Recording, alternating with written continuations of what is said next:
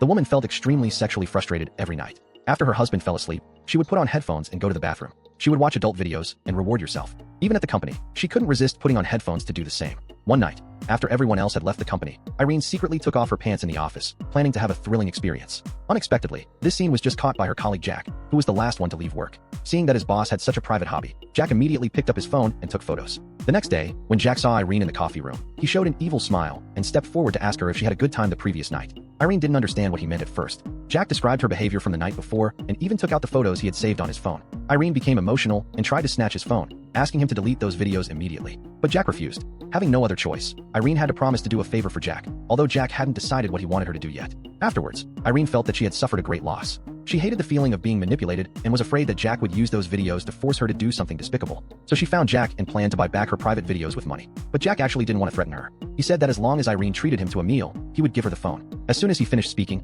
Irene took him to a fast food restaurant. Jack also kept his promise and handed over the phone, letting Irene delete the videos herself. But unexpectedly, Irene directly took Jack's phone away, saying it was his punishment. She also said that if he wanted his phone back, he had to cause some commotion in the company. Unexpectedly, as soon as the two of them returned to the company, all the employees became very excited. Because just then, Jack had actually sent the private and sexy photos of the company's artists to the work group. He also put on an innocent expression. However, it was the pleasure of doing something bad that made Irene suddenly experience an unprecedented sense of joy. This feeling was even better than an orgasm for her. Irene also kept her promise and returned the phone to Jack. But Irene, who had already fallen in love with this process, then handed her lipstick to Jack. She decided to continue this thrilling game with Jack by passing the lipstick.